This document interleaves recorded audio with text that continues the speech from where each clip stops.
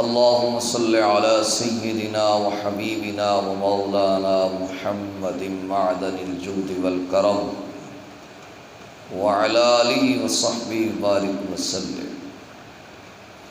احباب ذی وقار، اللہ پاک کے فضل اور رسول پاک صلی اللہ علیہ وآلہ وسلم کی نظر رحمت سے مجھے اور آپ کو نماز فجر باجماعت ادا کرنے سے نوازا گیا۔ اللہ کریم ہم سب کی حاضری کو درجہ قبولیت عطا فرمائے۔ ہمارا آج عنوان شروع ہو رہا ہے زیورات کے بارے میں۔ اہل اسلام کے نزدیک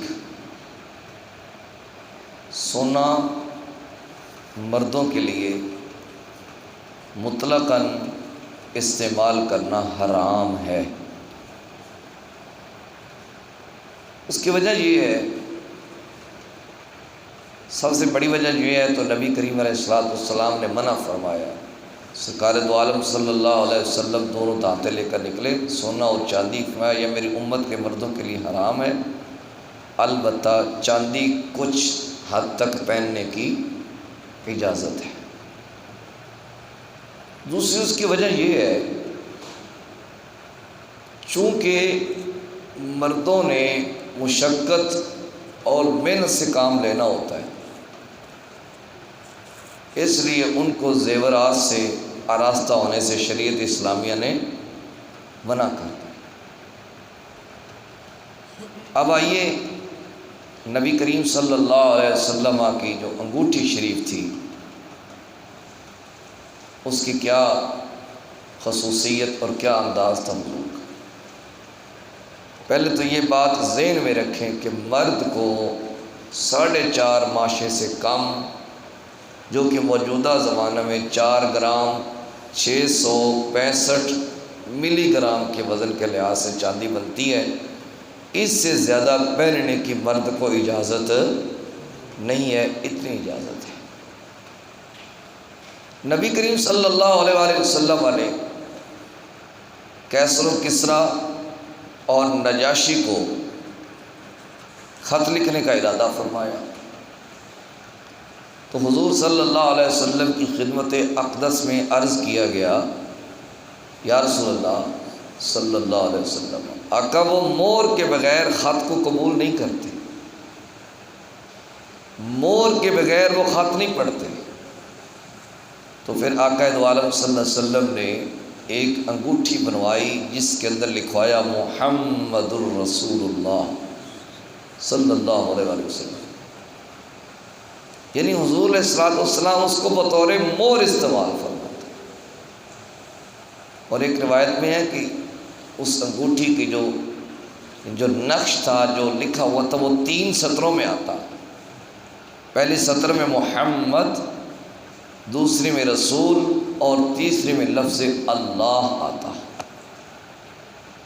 اب نبی کریم علیہ السلام کی اس سنت کی پیروی کرتے ہوئے اگر کوئی بندہ اپنی انگوٹھی پہ اپنا نام لکھوا لیتا ہے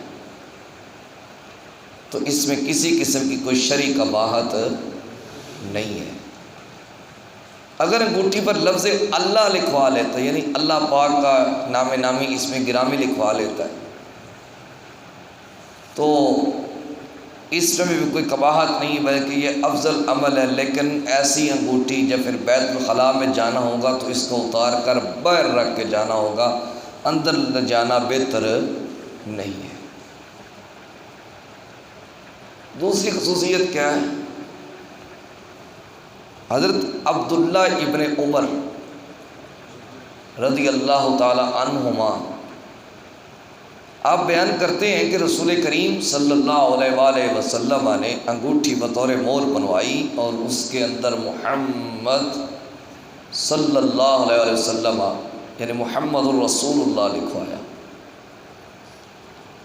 اور حضور علیہ السلام کی یہ انگوٹھی بطور مہر استعمال ہوتی، اور نبی کریم علیہ السلام نے بعد میں ارشاد فرما دیا کہ تم میں سے کوئی بندہ میری طرح انگوٹھی نہ بنوائے۔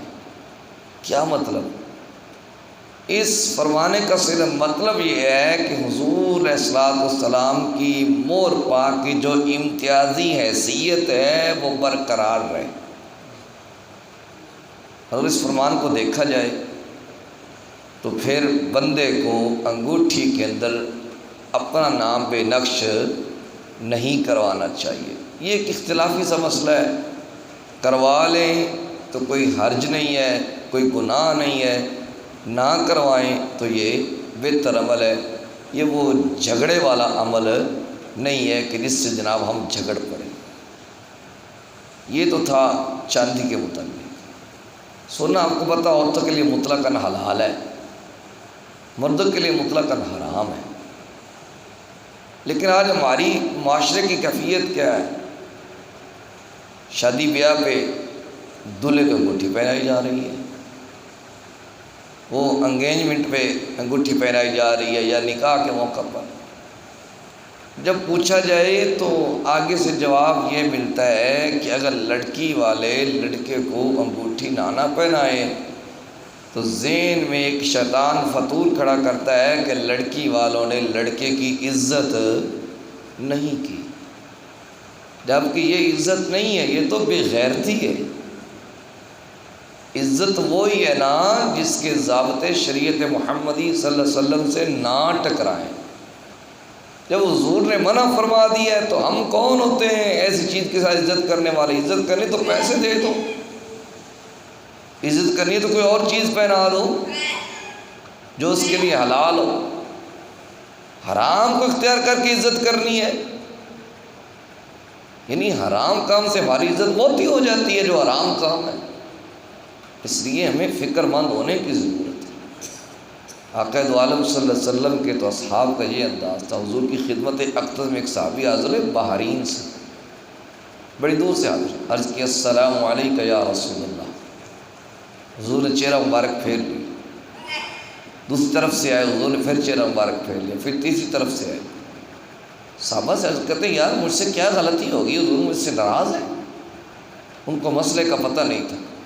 صحابہ نے ان کے ہاتھ کی طرف اشارہ کیا کہ تیرے ہاتھ میں سونے کی انگوٹھی ہے۔ اس نے اتار کے وہیں پھینک دی۔ پھر نبی کریم علیہ الصلوۃ والسلام نے ان کا سلام قبول فرمایا۔ جب درشف ہو گیا، آواز ہو گیا تو وہ صحابی جانے لگے تو صحابہ نے کہا کہ یار اس انگوٹھی کو اٹھا لے، خود استعمال نہ کرنا، بیوی کو دے دے، بیوی کو نہ دینا تو بیچ دینا بازار میں، چند پیسے آ جائیں گے۔ اس نے کہا جس پر مصطفیٰ کی ناپسندیدگی کی نگاہ پڑ گئی ہے، قیامت تو آ سکتی ہے، میں اس کو نہیں اٹھا سکتا۔ یہ ان کی محبت کا معیار ہے، یہ ان کے عشق کا معیار ہے۔ ہم دعوے کرتے ہیں غلامی رسول میں موت بھی قبول ہے، جوانیاں لٹائیں گے، دین کو بچائیں گے، فلاں بھی کریں گے، فلاں بھی کریں گے، لیکن عملی طور پہ کچھ بھی نہیں ہے۔ خالی نعروں سے بات نہیں بنے گی، خالی دعوے کر لینے سے بات نہیں بنے گی، جب تک ہم اپنی زندگیوں میں حضور کے دین کو نہیں لے کے آتے۔